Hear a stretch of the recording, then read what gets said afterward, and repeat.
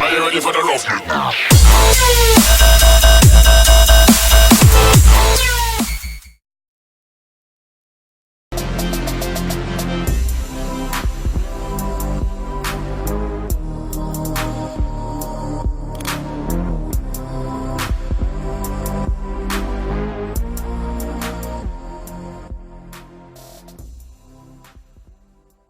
Hey, what is going on, guys? Tyler here with Secure Team. Thank you for stopping by. We've got a lot of stuff to talk about today, ranging from space to a very eerie video that came from the Pentagon that was recently published and made public after a Freedom of Information request, and we'll show you that and talk about it in just a second. But first, I thought we'd start off mentioning the recent death of a fellow UFO researcher, which we actually did a video on back in July when he originally passed away. And there's a lot of new reports just now hitting the web over the past couple of days, sort of bringing this story back into the spotlight. But if you remember back in July, we posted a video where we were talking about two UFO researchers who had mysteriously passed away in the same month. The first of which was Max Spears, whose death is back in the spotlight over the past couple of days. The second being a man by the name of Gaurav Tiwari, who was a native of India and was also found dead under mysterious circumstances and has since been ruled a suicide, although apparently a lot of his family members don't buy that. So when I originally posted that video back in July, we really didn't have any, well, not much details about the death of Max Spears, who was an up-and-coming UFO researcher and who was found dead under mysterious circumstances in an apartment in Poland. And that's pretty much all we knew. These new reports that have come out, which have provided some information that we didn't have before, in the form of a cell phone text that was sent from Max to his mother, stating, and I quote, "Your boy's in trouble. If anything happens to me, investigate." So, a father of two was found dead on a sofa days before he was scheduled to give a talk about his research, UFOs, and conspiracy theories. He was in Poland, where he had been invited to speak at a conference. He was originally from Canterbury and lived here in the United States for a few years. He had returned to his home city to stay with his mother just before leaving for Poland. His family members have stated that he was making a name for himself in the world of conspiracy theorists and this research that we do. And in Poland, he was, quote, staying with a woman that he didn't know for very long when they found him dead on a sofa to, quote, natural causes. And so his mother received this very strange, eerie text message, specifically saying, "I'm in trouble. If anything happens to me, investigate," which I think is very telling. And it's very sad. The whole situation is just sad. And his family do not believe that this young man, a very healthy, athletic man, would just drop dead, laying on a couch, and just die. They definitely think he was digging into some dark places, including that of some very popular political figures and whatnot. And the police apparently have ruled that he died from natural causes, despite there being no post-mortem examination that was carried out. So, you know, how can you say that he died of natural causes if you have not even done a post-death autopsy? So we have this unexplained death, the subsequent treatment by authorities, all of it which is sparking controversy, questions by many people, both family of the victim as well as people like us and others all over the web. Yeah, we have this cryptic new text message, and it's just disconcerting. Feeling, you know, sort of a pain in the pit of your stomach reading a text like that and then finding out that the man passed away just days later. It's not the first time a ufologist or a researcher into a taboo subject like this has been found deceased under extremely suspicious circumstances. I guess we'll never really know the truth, but yeah, we will follow this. You know, you got to be careful. I mean, who knows what this guy was into? There's a lot of powerful entities out there who do not want people like Max or me or any of the other thousands of researchers out there nosing around in their business, in things that they shouldn't be nosing around in. And yeah, we will continue to follow this. So, sad day, you know, what are you going to do?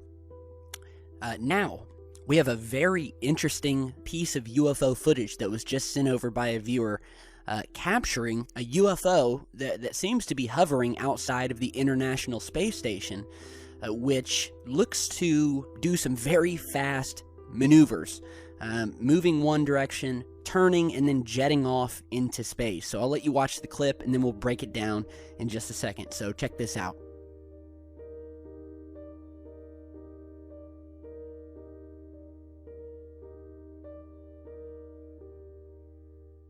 Alright, so immediately when the clip starts, you'll notice this white object in the distance, right near the solar panel.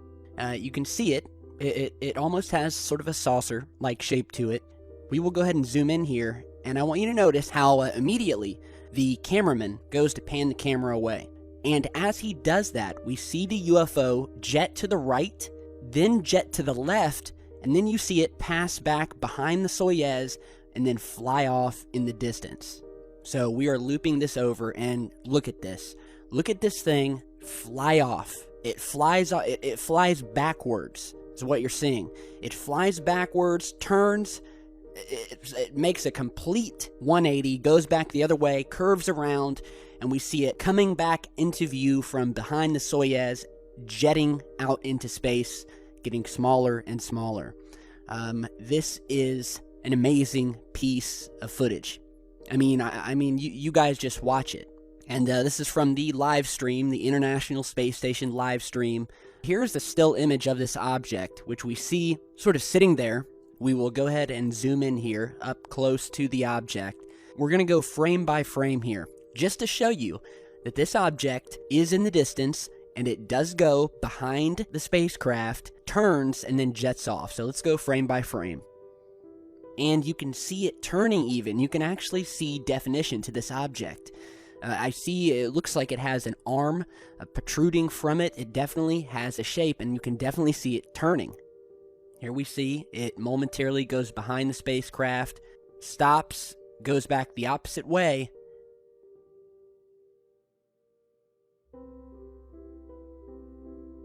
loops back and curves back around, goes back behind the capsule, where once again we see it come back into view, jetting off into space, getting smaller and smaller, going behind the solar panel until it is gone. I mean, boom, you know, you're busted. So, great piece of footage. It speaks for itself. And this is probably one of the best ISS captures I've seen, because not only do we see the object, we see it maneuvering, we see it passing by, changing directions, and then we see it jetting off into the distance, which definitely would indicate that this is under an intelligent control. We have seen these objects shadowing the space station, watching, and we actually have another clip that was taken a little bit later during this spacewalk, where we see another faint white object in the distance. Could it be the same object? I'm not sure. Here is that video here, and it happens very quickly.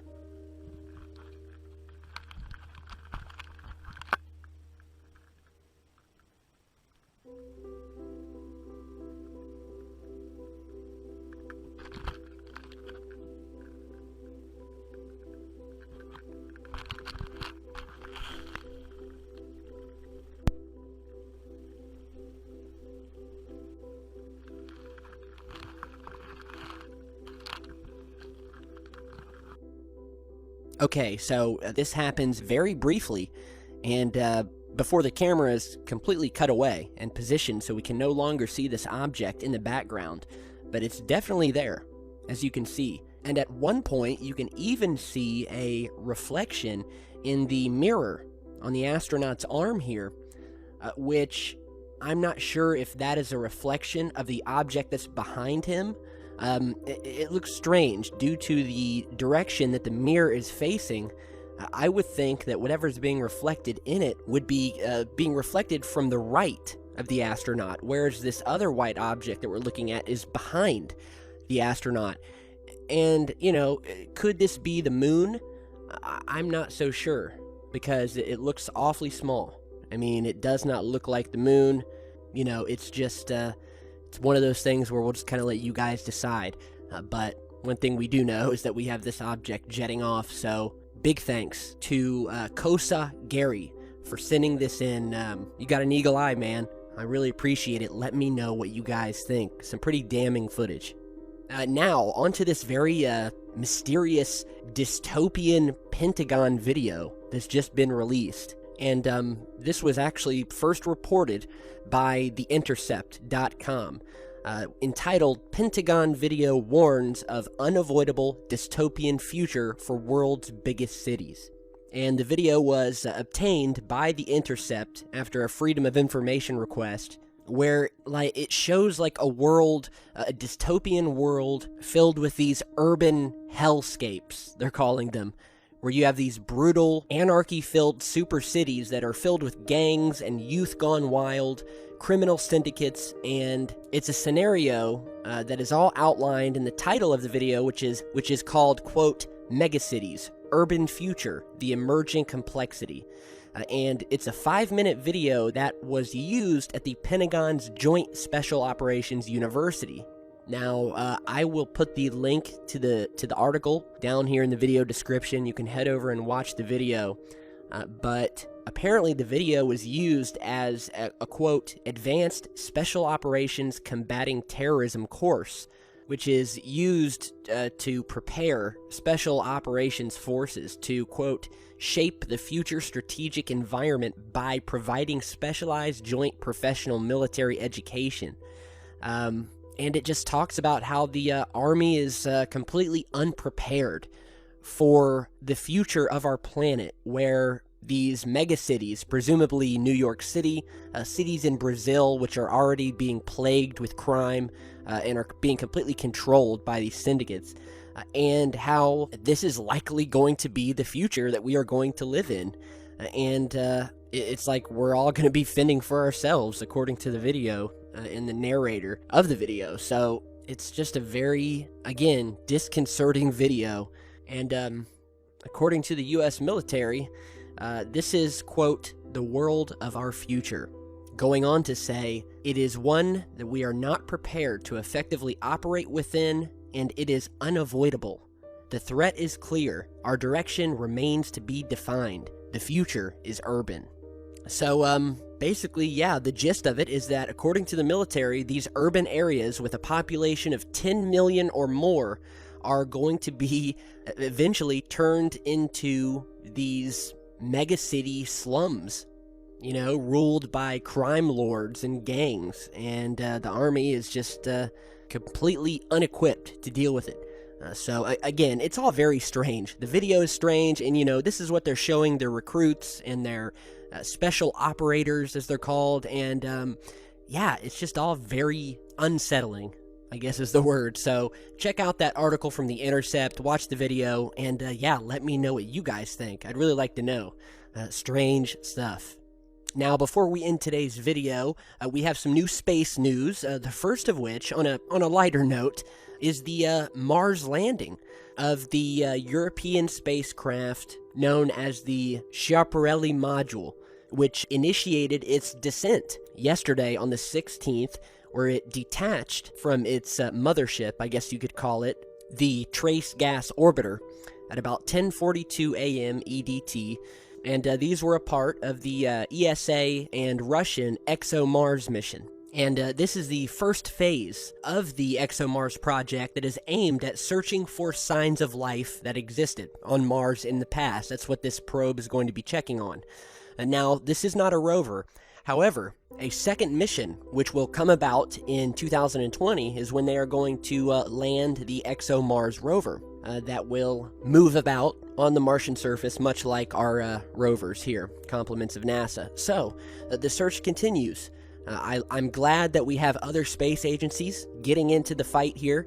Hopefully we'll be able to depend on them. Hopefully, I'm crossing my fingers, but I'm not getting my hopes up. But hopefully they will be a little bit more transparent, and if they do find something there, they will publish it immediately to the public and not dance around it. So exciting news. And while we're on the topic of going into space, visiting other planets and whatnot, many of you guys have probably heard of this. There is a new, quote, space nation out in space that you today can become a citizen of. And it's called Asgardia. And it is the first ever nation in space, or nation state, as they're calling it. So a team of scientists and legal experts got together and they created the Asgardia project as an attempt to create a nation founded on peace in space and the prevention of Earth's conflicts being transferred into space. So the idea is to create a mirror of humanity in space. And although this is actually not like a real space station, it's just like a little tiny orbiter. Despite that, millions of people have already signed up on the website to become the new country's citizens, and anyone can join. Now, the next step will be for them to launch their first satellite in 2017, which will become its first outpost in space. And while, its citizens will still be Earth-bound, it says that, I quote, a space station will eventually follow. You're seeing an artist's rendition of the possible space station that we will likely see sometime in the future. This new country will be democratic but not ruled by earthly laws or the existing space laws. Its founders envision the need for a new universal space law and, quote, astropolitics. So, pretty cool idea, You can go and sign up and officially become a citizen of a space nation, which in and of itself is just a pretty cool thing to be able to tell your friends or maybe use as a pickup line when you're hitting on a girl in a bar or something. I mean, what woman could turn you down after admitting that you're a citizen of a newly created space nation? I mean, I would think it would be a done deal. So, I'll put the article to this and the website down below. Let me know what you guys think. And you know what? Go ahead over and join the nation. All right? And let me know what you guys think about everything we've talked about today. Some strange stuff, definitely some strange topics. I want to hear your thoughts. Be sure to let me know. And if you have any footage or stories you want me to talk about, be sure to shoot me an email. My email's in the video description. Follow me on Facebook and Twitter. And I'll see you back real soon. All right, so thanks for stopping by and stay safe.